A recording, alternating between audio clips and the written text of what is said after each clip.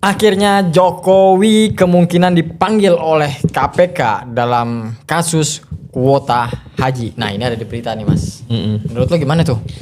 Kalau itu bagus ya, biar tidak jadi isu yang hambar, yang nggak jelas terus gitu. Kalau emang Jokowi terlibat atau bagian dari itu kan diperiksa biar jelas tuh. KPK masih meriksa dengan orang-orang yang punya integritas. Katanya kan begitu. Jokowi kemarin kan Dito udah dipanggil mantan Menpora karena waktu negosiasi soal tambahan kuota kan janggalnya nggak ngajak Menteri Agama, yang diajak Menteri Olahraga.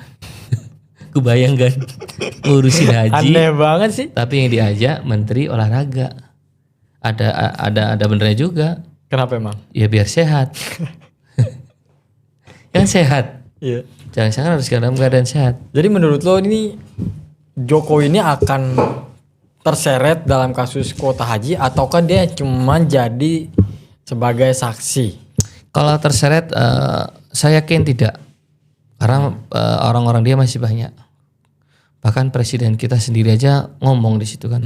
Hidup Kita Jokowi. berterima kasih sama Pak Jokowi. Hidup Jokowi. Atas bantuan dia, saya bisa jadi presiden. Itu Jokowi. Itu Jokowi gitu kan. Udah kayak gitu udah mematahkan semua. Nah, jadi kalau kayak dugaan kita itu kesalahan apapun yang dilakukan Jokowi mungkin saya meyakinin hal itu tidak akan dilakukan mungkin ya. Tidak akan diperiksa apalagi sampai ditahan atau apa itu. Kecil kemungkinan, kecuali masyarakat marah turun, nah itu beda lagi. Cuma kalau sekali urusan elit, apalagi kan menteri-menterinya lungsuran Jokowi kan masih ada di Prabowo, ada banyak. Iya banyak. Gak mungkin Gitu, ya. bro. Betul. Apalagi Jangan itu soal bandara IMIP, emang ada info lagi kan? Nggak ada. Bandara yang negara di dalam negara. Nggak ada. Nggak ada lagi, hilang gitu aja. Hilang gitu aja. Tersangkanya siapa? Kagak ada. Jadi sudah dipastikan menurut lo ini Jokowi itu nggak bakalan terseret karena pasti ada menteri-menterinya Pak Jokowi ini yang menyebut Pak Jokowi itu adalah bos saya. Kemungkinan itu dia beraksi untuk menahan bosnya itu. Ya, kalau KPK kan juga ada istilahnya politiknya juga ada. Apalagi KPK kan dulu dilemahkan sama Jokowi. Ya. Dulu KPK itu bukan PNS bro. Independen. Ya dulu dia Independen. Sekarang jadi PNS. Penyidik KPK PNS. Kalau dia berani gitu kan bisa dipindah. Iya bisa dipindahkan. Bisa dipindahkan ke PNS. Lo kurang itu kan kemungkinan itu ada gitu. Apalagi saya sih menduga jangan-jangan maksudnya KPK di ASN kan kayak gini kali ya. Kan lemah jadi fungsinya mereka. Karena mereka kan terikat dengan golongan 2, 3, 4 karena PNS kan. Tapi kalau independen kan nggak bisa dibeli kasarnya kan gitu bro, nggak bisa diintervensi. Mungkin ada yang bisa intervensi, cuma kalau udah PNS kan induknya tetap di BKN. Nah terus menurut lo soal Haji. si Haji ini kan Banser sekarang lagi doa ya kalau nggak salah. Doa bersama tuh buat Gus Yakut. Ya, saya baca berita. Lu kan tahu sendiri lu kan dedengkot NU nih, ya kan? Katanya. Nah menurut lu gimana nih si Banser ini nih? Saya baca nih ya berita ya. Suara Jawa Tengah.id. Solidaritas Nadrien, ratusan santri dan pemuda Ansor doakan Gus Yakut di Semarang. Ya kan? Ini ada beritanya. Ratusan santri Edi Mancoro dan kader Ansor sinergi doa kukukan ukhuwah Gus Yakut. Ratusan santri dan kader Ansor Semarang gelar doa bersama dan istighosah. Kayak mereka nggak yakin gitu bro.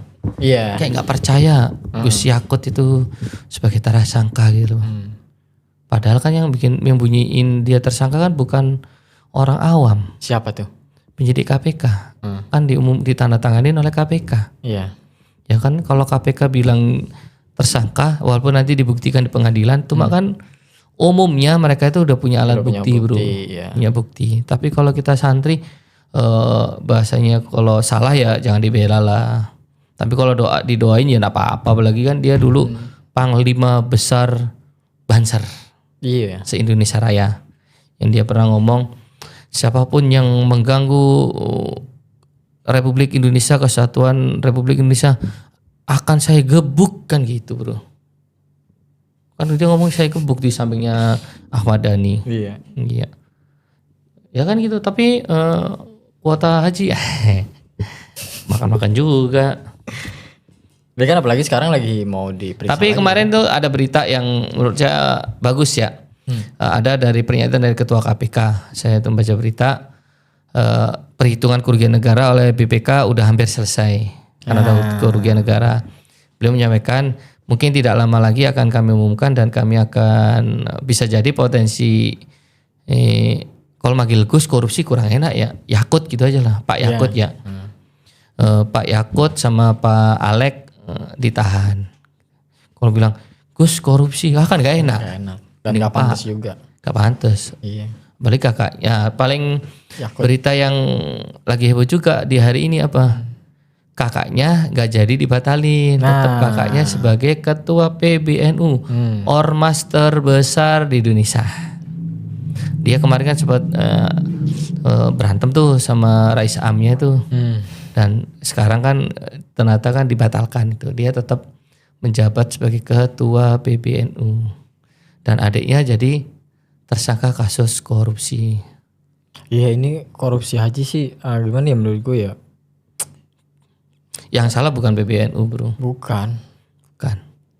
Cuma kenapa selalu pakai atribut ormas kan itu doang. Atau kalau korupsi tuh jangan sebut korupsi kalau menurut gue tuh. Maling aja udah.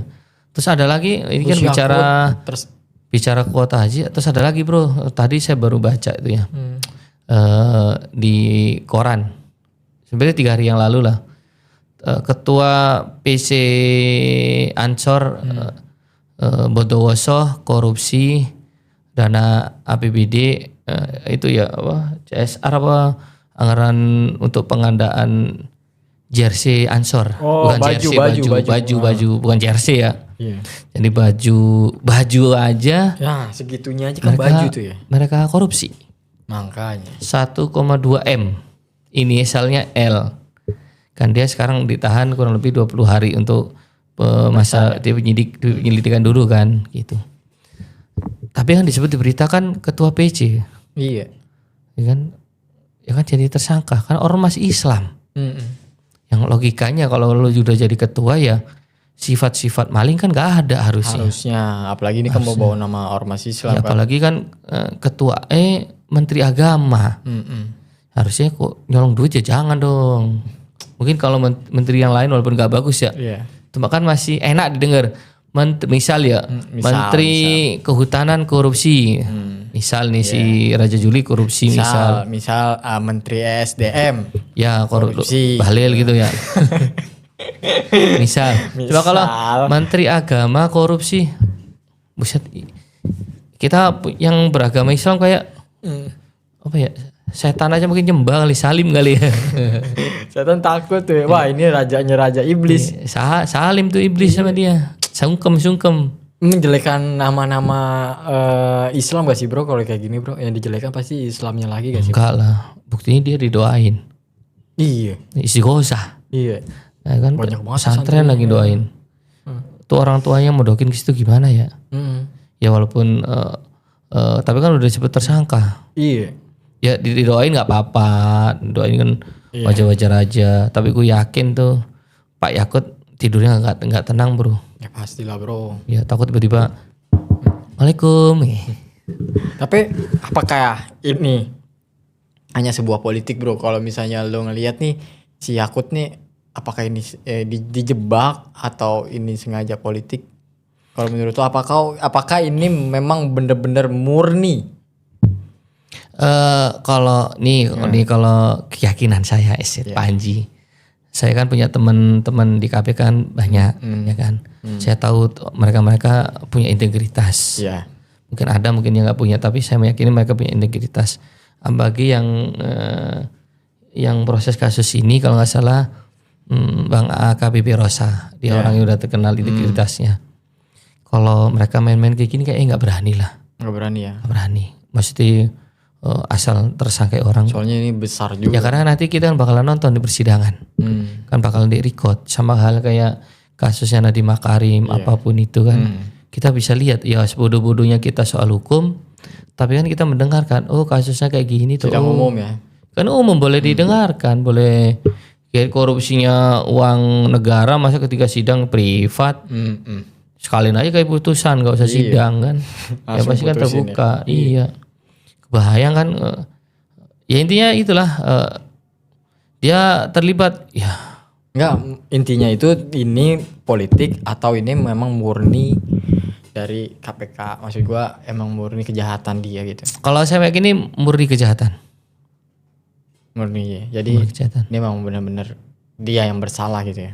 Ya kalau saya meyakini ini murni kejahatan ya buktinya kan KPK lama banget nentuin tersangkanya kan hampir setahun lah ya kurang 60 bulannya. Udah sampai dulu ada Manhaj, Salafi nyerang Manhaj, Ansor kan sama-sama Manhaj itu. Ya karena KB dipanggil dia nyerang. ya karena yang gue takutin tuh jangan-jangan si Banser ini berdoa karena dia menyangka kalau si Yakut ini cuman dipolitisasi. Korban. Ada yang ngomong gitu dia sebagai pas di podcastnya Akbar Faisal kan kita nonton tuh. Nyebut nama Jokowi terus gitu kan. Cuma kalau hal gitu kan harus dibuktikan bro. Iya. Orang ngomong boleh, kenapa bukan Yakut yang ngomong gitu kan. Walaupun Yakut ngomong kan ngomong gitu, di konten kan. Abahmu tidak salah nak.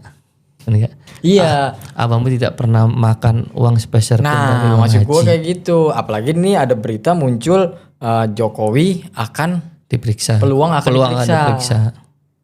Gitu. Apakah KPK berani ya? Ya tergantung lah.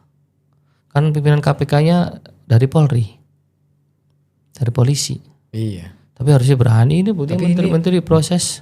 Ngomong-ngomong soal Polri bro ya, lu setuju gak sih kalau misalnya Polri itu sekarang di bawah kementerian? Bro itu kayak pikir jurang itu bro.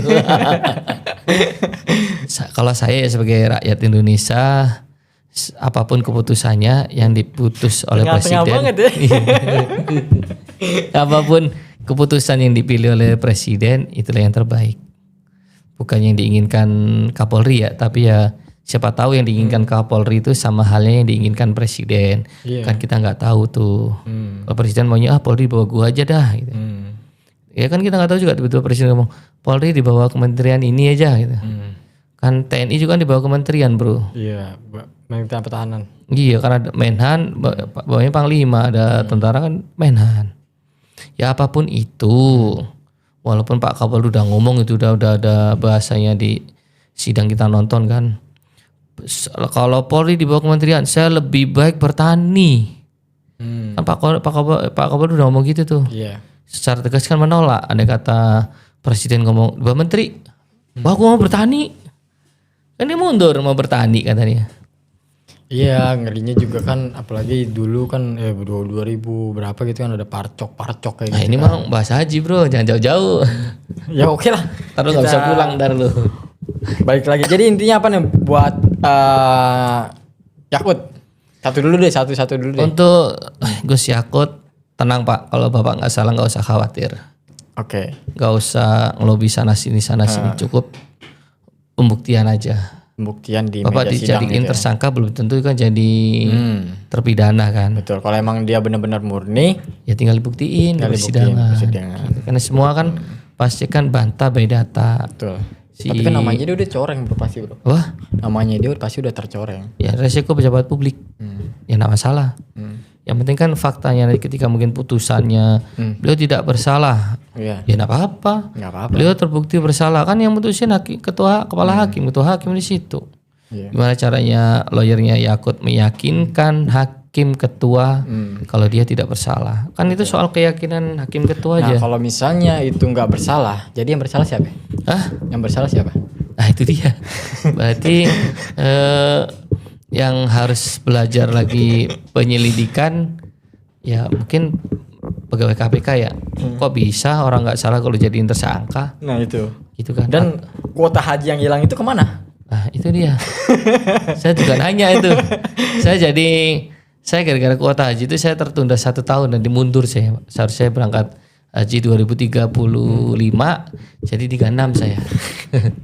Jadi begitu teman-teman ya, kalau misalnya Yakut nggak bersalah, kuota haji itu kemana? Dan siapakah yang bersalah kalau Yakut tidak bersalah?